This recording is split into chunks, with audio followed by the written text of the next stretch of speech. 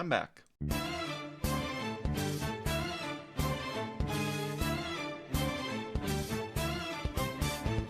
You might remember me from that one video I did. We're on a different subject now, it's fine. If you know me at all, I love video games. Actually, my first video game was Spyro for the PlayStation. Ever since then, it's kind of become an obsession of sorts. At least it's a tiny obsession, right? Okay, maybe not. Anyway, throughout my life, I've been pretty widespread throughout all genres of video games. Like I said, playing Spyro the Dragon got me into similar 3D platformers like Super Mario Galaxy and The Hat in Time, but then I was shown PC games, and then I was introduced to MMOs such as World of Warcraft and Rift and Final Fantasy XIV. And then I moved on to strategy games like Age of Empires and the Civilization series. I even got into League of... Why is it so hard to say League of I think you get my point. Not only have video games introduced me to really amazing worlds and fun gameplay, they've also introduced me to some of my favorite music ever. Music that really sticks with you wherever you go. It really plays in your head throughout the entire day. I really live for that kind of music. And although you won't find me listening to video game music on my phone, like walking to class or whatever, I do have a section of my heart really dedicated to it. So what are my favorite video game soundtracks? Well, luckily enough, both come from Japan. Both of these games take place in Japan in one way or another. Both of them have a Japanese influence. The list goes on. And so I'll introduce you to one of those games now. Persona 5 is one of the games that really brought me back into gaming. I never really got into JRPGs or Japanese role-playing games before then, but my goodness, this was an amazing entryway into the genre. There were relatable characters, there was a unique aesthetic, and my goodness, the music. The first thing you experience when you start the game is actually the music, and it's made by Shoji Meguro. Meguro is probably the most well-known composer from the game studio Atlas, and it's really not hard to see why. Just take a look here.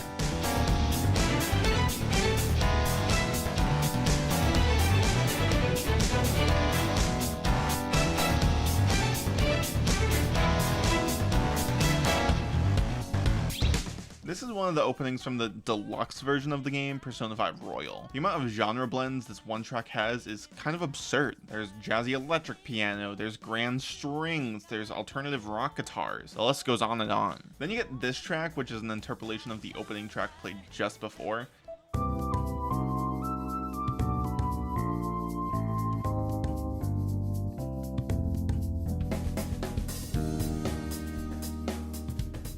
This story is a work of fiction.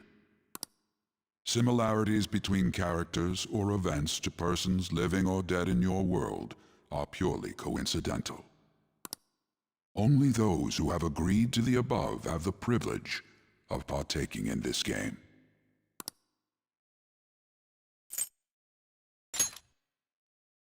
I see.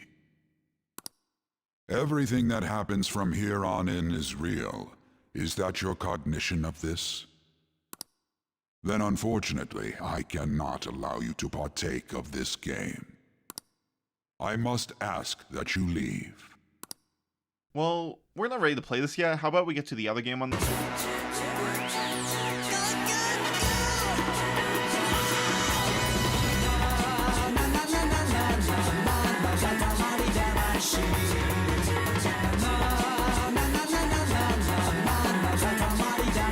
This game exudes happiness. I told my friend to play it, and this is what he had to say about it. Obviously, I wouldn't be discussing it if it were any other way, but I really am in love with this game. Katamari Damacy is a game that really does not get enough credit in the US, and I think a lot of it has to do with this opening. In terms of American standards, it's very weird. People get turned off from the look of it, which is strange because that's really what got me into the game in the first place. But there's no denying that the soundtrack is one of the best parts of the game. It really accompanies the gameplay quite beautifully. I couldn't really imagine better music to roll up various household objects to. It's so friendly and energetic and even sometimes goofy. Actually, on the subject of goofy, here's a great example.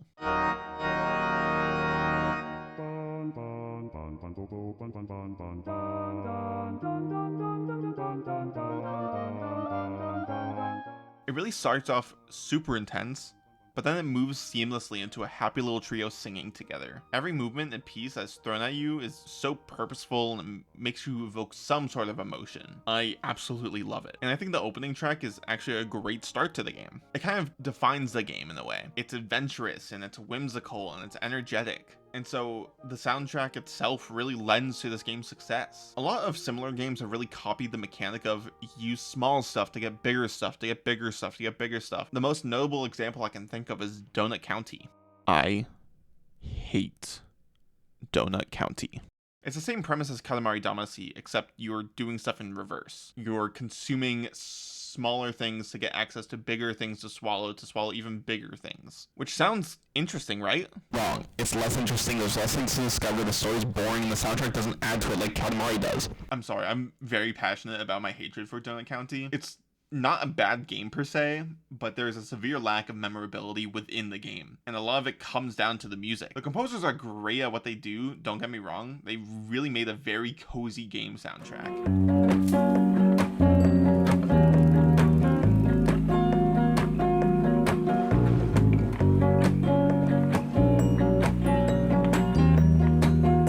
But it really is less memorable and less recognizable in my opinion. The absurdity within some of the songs in the Katamari Damacy soundtrack makes it more memorable and more fun. I get the opening song stuck in my head all of the time, and it's so much more fun to dance around to.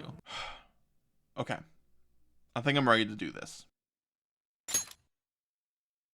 The contract has been sealed. Thanks, buddy. 1. You need to change people's hearts who made stupid decisions and make them regret them. 2. You need to live a regular student life after being on probation. 3.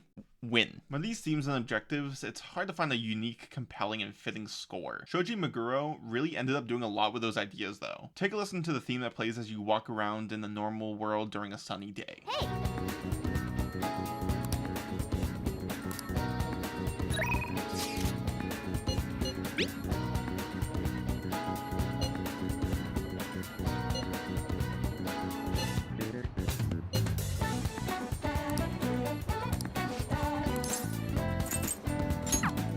Beautiful, right? With Lin Inaizumi scouting in the background of the track, there's not a lot of tension within the music. However, in Persona 5, there are various deadlines that you have to complete an objective by. For example, this teacher is an abuser and thinks of himself as a king with your school as his cat. Oh, now this makes a whole lot more sense. Anyways, you and your friend Ryuji confront him about all the terrible things he's done. Of course, because he's an asshole, he threatens to expel both of you, along with one other student at the next PTA meeting. So as soon as you get this deadline, the music turns into...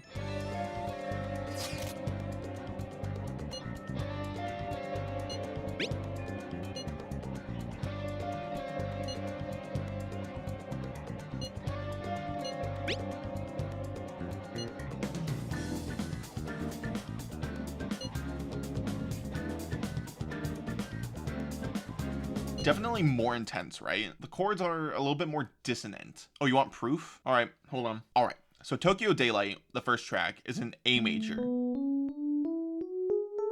But the main chords that float around in the beginning are B major 7 and A major 7. It's certainly not a common move, as Meguro raised the 4th and 7th scale degrees in order to produce that B major 7 as opposed to the B minor 7, but still an overwhelmingly happy musical motif. Then, with the second track, Tokyo Emergency, we start in F minor. Already, we get a symbol that the piece is a bit more dramatic due to that minor. When the chords start, we hear E minor 7, E flat minor 7, D minor 7, and D flat major 7.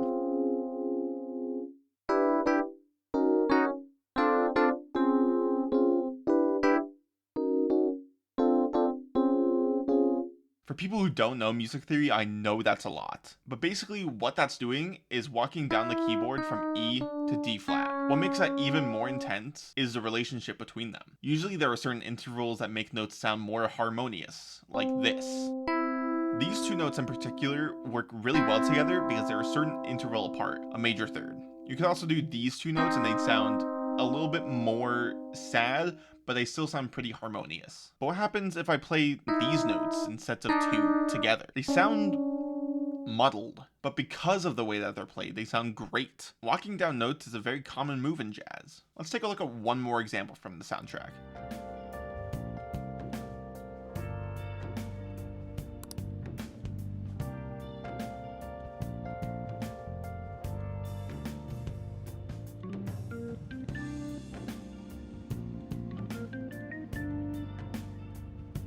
I really wouldn't be surprised if this was one of the most popular Persona 5 songs, and it's really not hard to see why. This song plays during the nighttime sections of the game. Now let's take a look at the music theory again. Alright, so Beneath the Mask is in G minor. The chords during most of the song consist of C7 with a sustained fourth,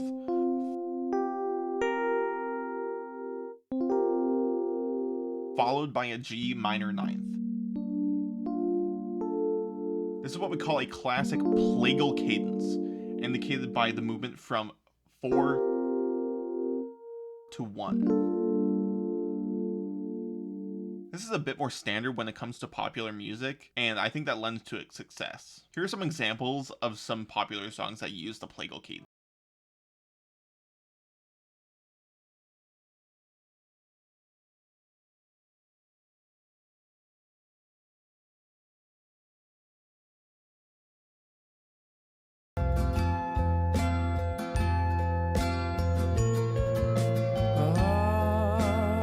It's such a simple move, but as you can tell, it kind of has a little bit more flair than those previous songs. Why?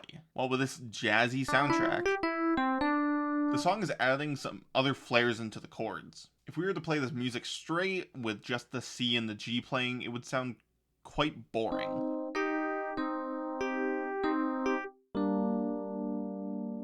That's why Meguro adds a seventh to the chord, as well as changing the E into the F.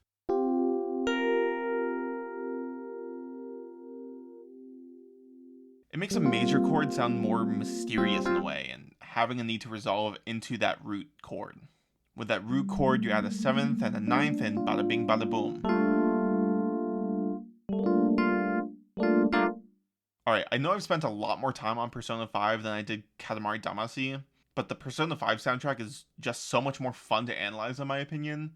The music varies so much from genre to genre, and while the same rule is true for Katamari, I don't know. I wouldn't say I love one more than the other, but I'm probably more attached to Persona 5. Anyways, thanks for watching. I know I kind of got nerdy there for a second with both video games and music theory, but it was a lot of fun for me. I hope you had fun as well. Again, I hope you have a nice break, and please check out these games. They're wonderful.